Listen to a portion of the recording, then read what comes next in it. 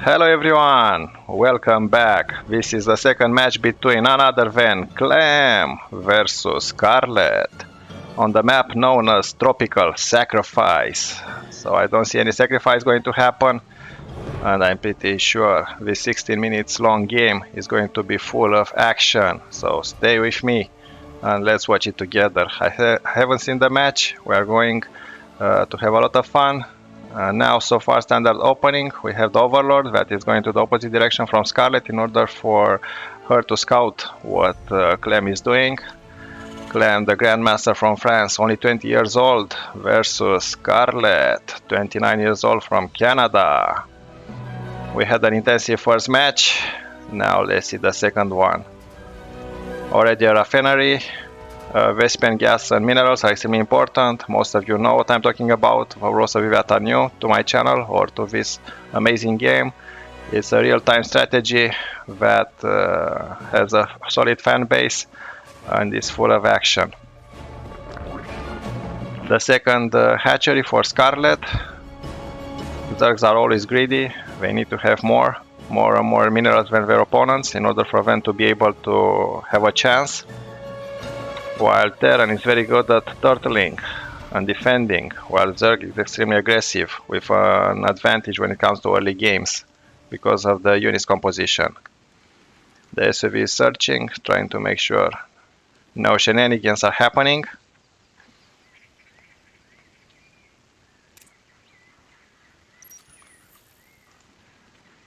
Let's see when the first Zerglings are going to appear. They are the main unit when it comes to harassing. The SUV is trying to build the second command center, an early one. And while this is happening, a Wolof and a Marine for Clem. In terms of income, pretty even.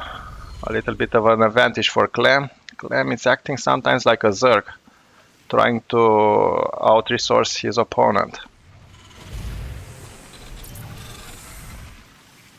In the meantime, we have the standard Reaper, but the 4 Zerglings are more than capable of dealing with him. The Reaper has the ability to recover energy, so buddy, please go. You only have 15 health left. The APM for this player is going to increase dramatically as the match will continue. I saw sometimes even 2000 APM, so that's a lot. To say the least. I can barely do maybe 100, but obviously I'm not a pro, definitely not a grandmaster. And what do we have clear here? Clem is building a start port. Scarlett has no idea about it. This is the point of view of Scarlett. This is what she sees, and this is Clem. Luckily for us, we see everything. This is a good thing about this game.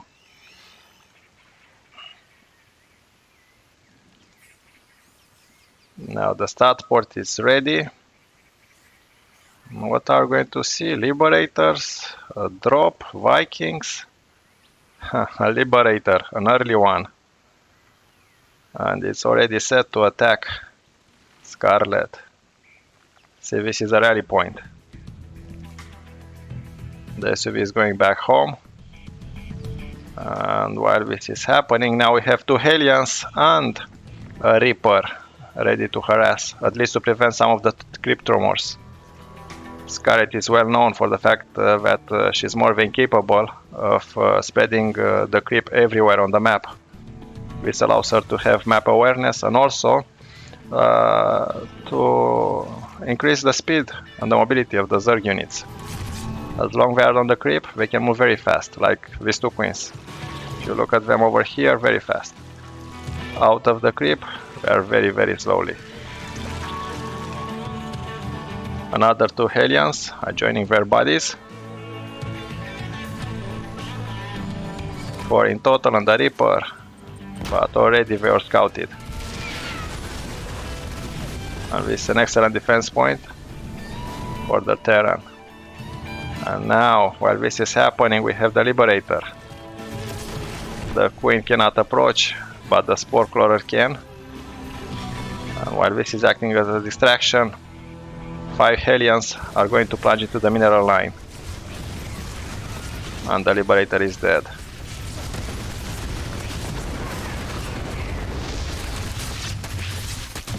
Yeah, it wasn't a very successful attack. In terms of unit kills, 19 for Clem, or only 8 for Scarlett. It's not a good sign.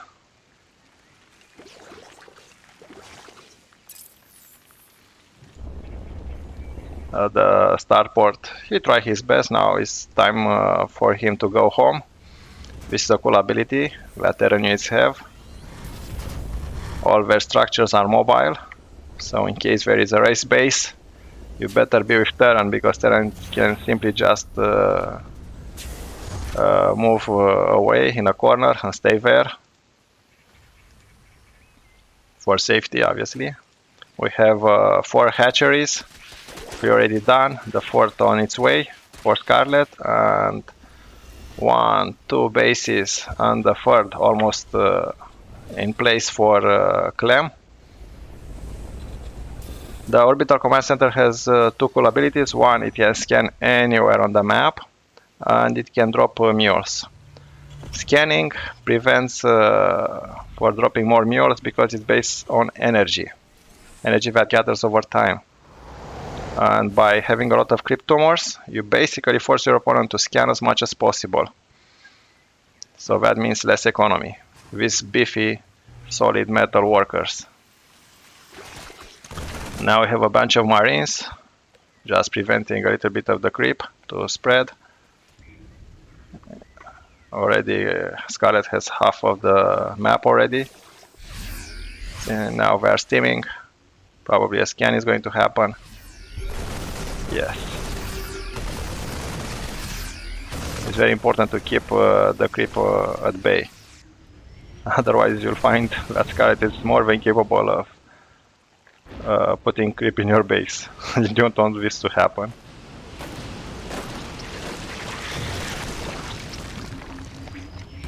Now the Marines are carrying some of the creep, and again they escape. This is just a method to buy some time, but don't get me wrong, Scarlett is more than capable of dealing with harassment and to continue with the creep spread, because as 3 queens are here on duty,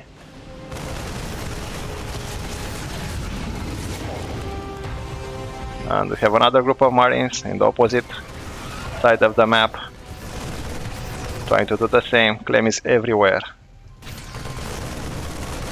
This is why Clem is a Grandmaster. The best that friends can offer.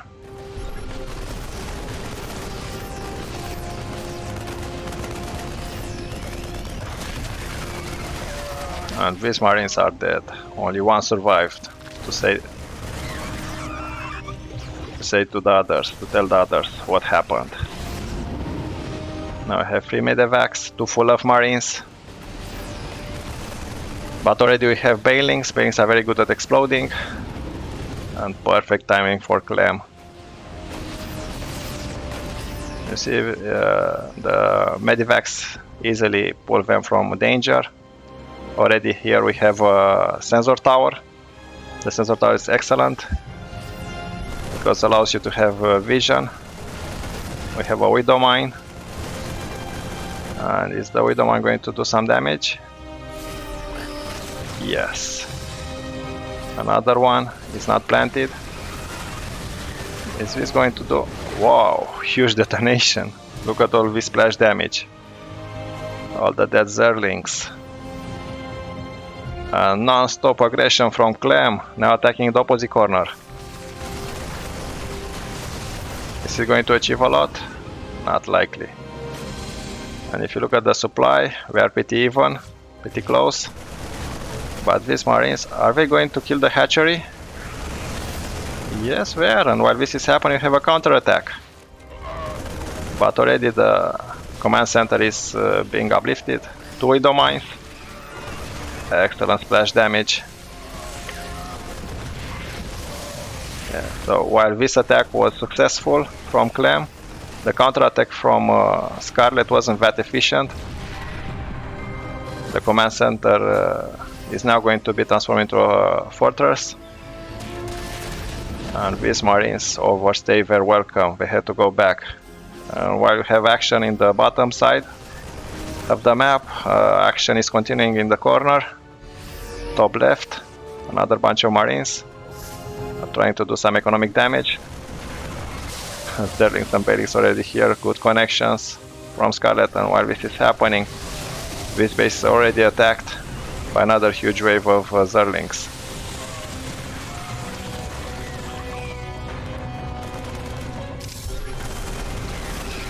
Cheeky Zerling was borrowed just beneath the command center. More and more Bailings. And is this going to break Clem defense? A lot of damage, but oh, that was good detonation. So a lot of workers are dead now. And again, non-stop action. Scarlett is trying to push to kill as many as possible.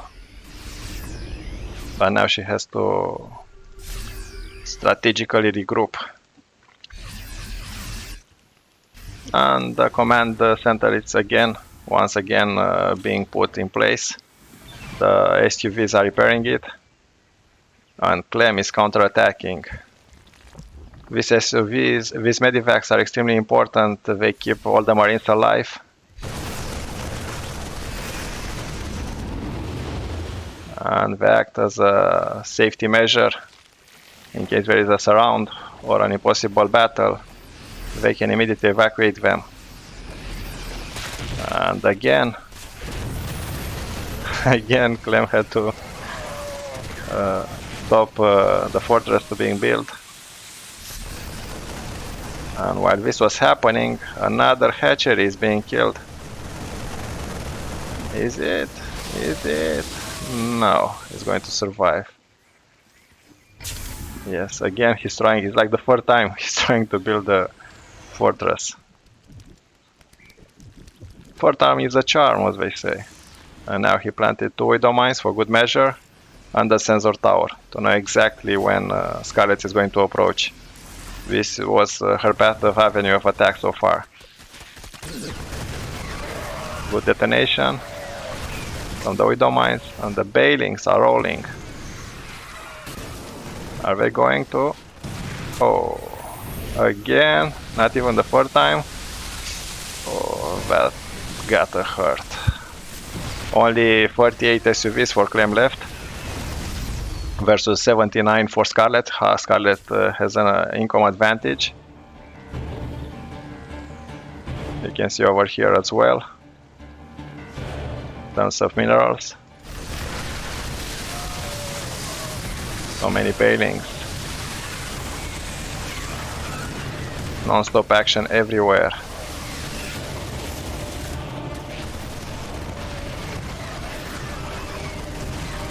Excellent detonation with widow mine. Already 20 kills.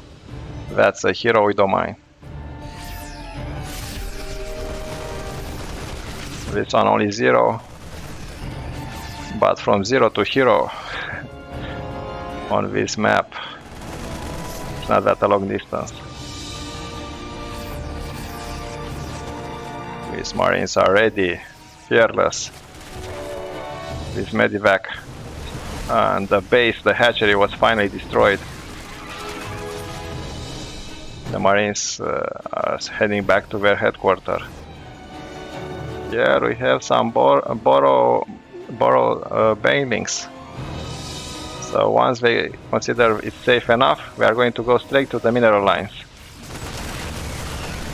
Even if for us it's extremely clear that they are borrow Bailings, while you are playing it's extremely hard to see them, because you need to pay attention in so many different places in the same time.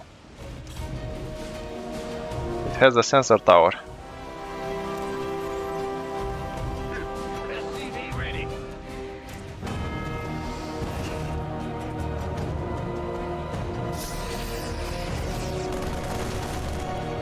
They are extremely useful for Scarlett, provides map vision And the attack is going in from two directions, two angles.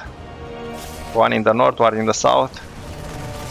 This one is to prevent this new hatchery. Excellent detonation.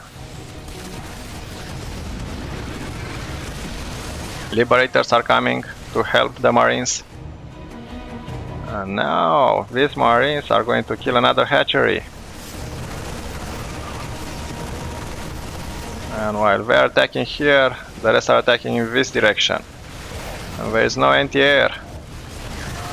And they were able to kill the first hatchery. How many kills on these Liberators? 8 and 6 respectively.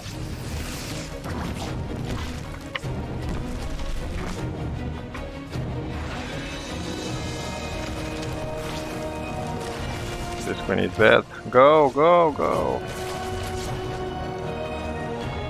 Save yourselves. Only 6 health.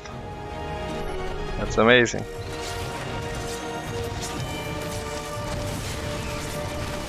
I'm now trying to prevent this base. 4 kills. 6 kills. But the queen and LiquidClem finally is able to kill Scarlett in the second match. Stay tuned for the next 2 matches. My name is Keanu. Thank you for watching. Subscribe.